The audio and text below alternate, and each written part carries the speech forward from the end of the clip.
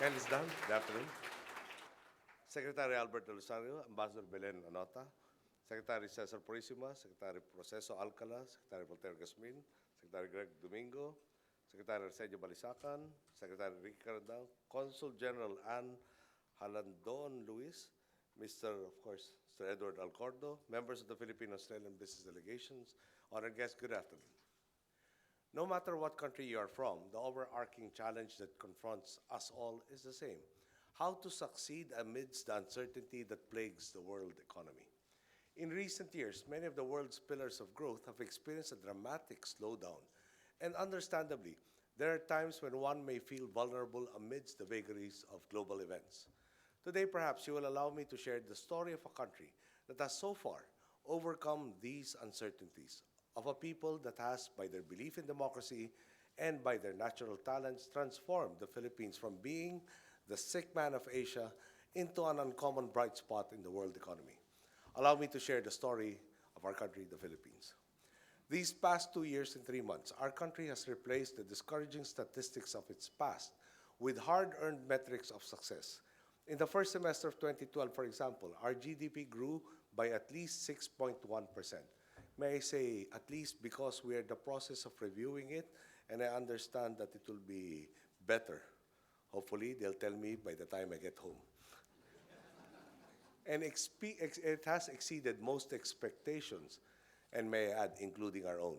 And I did tell our economic manager, Director General Balisacan, that in case he does further errors of this kind, wherein when we correct ourselves, it is adjusted upwards, I will never feel offended. Please continue making those mistakes. Okay? The Philippine Stock Exchange Index has hit a record high 46 times, and that is in 27 months of our administration. We have received 8 positive credit ratings actions from international credit ratings agencies, most recently with Fitch and Standard and Poor's, placing us just one upgrade away from being considered investment grade. And stating the obvious, these ratings agencies have been very, very cautious with their evaluations. So in spite of being very cautious, they have placed us at that particular spot. Publications and pundits have taken notice. Foreign Policy magazine, as well as one of the leaders of ASEAN 100, has referred to us, and I quote, as Asia's next tiger, close quote. Mr. Rushir Sharma, Morgan Stanley's head of emerging market equities, in his book has said, and I quote, "The Philippines is no longer a joke," close quote. Even the World Economic Forum agrees, twice bumping us up 10 places in their annually released competitiveness index. In 2 years, we have moved from 85th to 65th in the world out of 144 countries. Some of you may have heard of our country's tourism invitation. It's more fun in the Philippines. That isn't merely a slogan, it's the truth. But let me share with you another basic truth about our country. The Philippines does indeed work. It works because of the Filipino worker, known to be hardworking, loyal, and creative. It works because of a democracy that has given us a clear mandate to enact change. It works because of the policy environment that complements the talent of our workers. A level playing field that makes certain that succeeding in my country is no longer a matter of gaining the favor of any high-ranking official, and which ultimately makes it easier for companies to come to our shores and hire our countrymen. By any metric, whether it be economic growth, inflation, or even the time it takes to register a business, one can see that our reforms have continued to shape the new and improved Philippine business environment, where the traditional strategy for success bears fruit, and where if you engage in corruption, then bankruptcy will be the least of your fears. You will be taken to court and you will be put behind bars. The Philippine economy has turned around, and it is continuing to gain speed, and I'm here today to invite you all to come along and to be part of the Philippine story. Soon, we will be putting up more projects for bidding in our public-private partnership program. Right now, there are around 21 projects in the pipeline, including the water supply project of the Metropolitan Waterworks and Sewerage System worth 25 billion pesos. Knowing just how many infrastructure builders and investors are here in Australia, may I invite all of you to study these projects, and if the shoe fits, to work with us for mutual benefit. There are also several opportunities in the business process outsourcing sector, which has, for the past decade or so, been the force that has buoyed the Philippine economy. In October 2010, we overtook India and became the world's #1 location for voice BPO. And as I tell you, and as I tell the BPO companies back home, our administration will continue to working to provide them with the talent they need to continue growth and even expand their operations in our country. Our ambition for the BPO sector is for it to be the world's #1, not just in voice BPO, but in other services higher up the value chain as well. I believe our workers have the talent to do it, and I invite your companies to come over and be part of this success. There are also opportunities for shipbuilding investments in our country. Considering our skilled workforce and the sheer amount of coastline we have, perhaps it comes as no surprise that we have the fourth largest shipbuilding industry in the world. I know that Ostal has already made some investments in Cebu, and we are hoping for even more in the future. Mining in the Philippines is also an industry with great potential. We estimate that the Philippines has $951 billion in untapped mineral wealth. Our country wishes to take advantage of this wealth in the most equitable and environmentally friendly manner. The issuance of our Executive Order 79 earlier this year, which laid out the legal framework under which mining can be practiced in the Philippines, is putting an end to years where mining was often seen as an environmentally harmful and socially unacceptable industry. Soon we expect a bill to be passed through Congress that will make sure that the benefits of mining will be experienced in an equitable manner by all stakeholders, from the investors, the government, and most importantly, to current and future generations of Filipinos. This is an industry that is worth looking into, especially for Australian mining companies who have the size, expertise, and global best practices to take on large, long-term developmental projects in the Philippines. Truly, opportunities abound in the Philippines. As President, I encourage all of you to ride the wave of optimism, to get on the next flight to our country and to discover for yourselves what the Filipino can offer. The first step can start right here, right now. I look forward to the contacts to be made between yourselves and my economic team and our business delegation. You will find all of us sensible, sincere, and efficient, and I believe we will all do a good job in convincing you that it is not just more fun in the Philippines, but also more profitable. And lest I talk too much, because I should be spending my time listening to all of you, thank you and good day.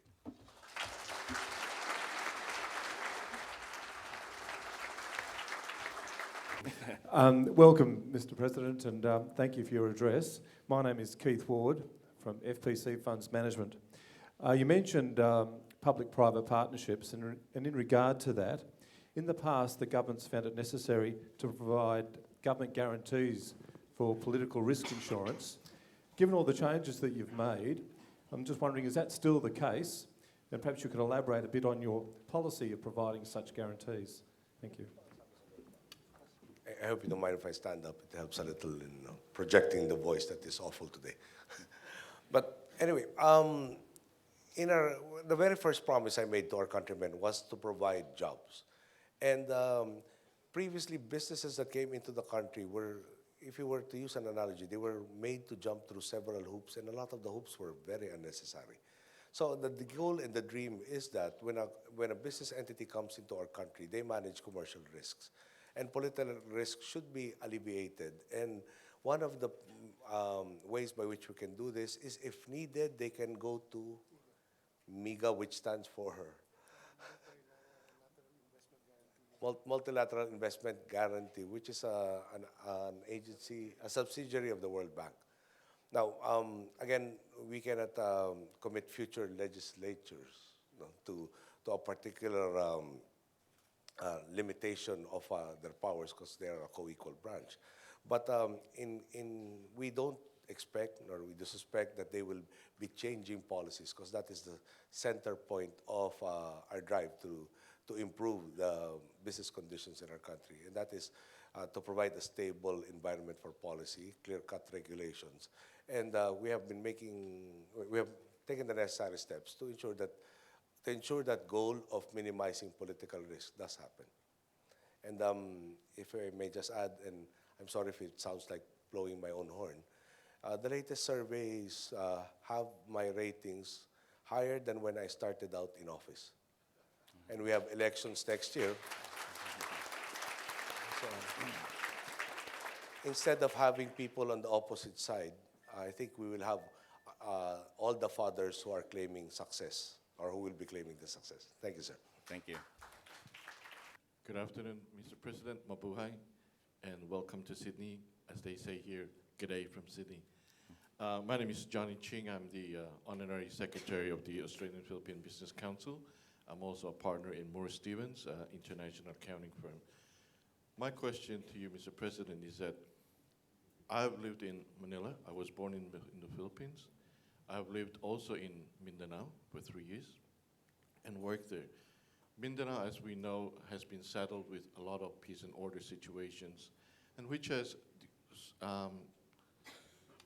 made investments and economic growth a little bit harder. What has the government, what is the latest development in this area in order to spur the economic growth and foreign investment? And what are the other private-public practice partnership incentives that the government has set aside for the Mindanao area? Thank you. Okay. I guess you're aware that we have recently signed a framework peace agreement with the Moro Islamic Liberation Front. And basically it sets the parameters for how do we really actualize autonomy for them. Now, this is a clear-cut set of goals that both sides have committed to. And perhaps I can sum the answer up in this manner. Chairman Murad, head of the MILF, said, sir, we need to be able to demonstrate to our fighters that this framework agreement is relevant to them. If we posit that the reason that they took up arms to begin with was they were involved in a system that never addressed their needs, no? Then this framework agreement is like it's a contract between us, and it sets out all of the things that we will be doing and is being done to address that situation and make society and governance relevant to everybody, especially in what is now the autonomous region of Muslim Mindanao. For instance, one of the concepts that they broached to us is that the old form, wherein you had a regional governor for the entire region, was so prone to abuse. He's only subject to basically, the only check and balance is he's under the general supervision of the president. Now, what that translated into was a lot of wrong practices, amongst them padding the voters' lists, wherein the country has a 2% population growth rate. In the arm, it was between 4 and 6%. Okay. Now, the situation was they would provide command votes. In a closely fought battle, for instance, in a senatorial race, we elect senators on a national basis. And we elect half of the senatorial rep every 3 years. The 10th, the 11th, and the 12th positions will be very determined by the number of votes they got in the arm. So given the command votes, Malacanang would be happy, and the regional governor would practically exercise the rights of a feudal warlord in medieval times. Okay, so they had proposed to change, and we are agreeing, in the new Organic Act, there will be, in effect, a chief minister who will respond to a committee made up of all stakeholders within that particular region, and there is an automatic check and balance on what and the extent of the powers of the warlord. Now, the national government is committing for this year alone about between 20 to 21 billion pesos to provide the basic services that weren't there. And a lot of my speeches, for instance, in the State of the Nation address, the problem in that portion of the country, not for the entire Mindanao, but especially for the ARM, was you had real students traversing ghost roads, headed to ghost schools, looking for their ghost teachers. So that the 21 billion is meant to provide the infrastructure, livelihood opportunities, but more importantly, investment in the human resource, which translates into education and health services. Now, incentives, if a firm is in the investment priority plan list, they are amongst the benefits are income tax holidays, duty-free importation of equipment. And we are still in the process of discussing other incentives. But again, Mindanao has always been called for us the land of promise. And the infrastructure alone, there is a proposal, for instance, to connect Luzon to Mindanao using the nautical highway, which is a series of roll-on-roll of ports and new highways that will cut down travel time from the present 3 days to a mere 15 hours. Now, there is also investments in various airports throughout the whole grouping. And again, we are setting very tight deadlines for us. We need the Organic Act enacted into law by 2015.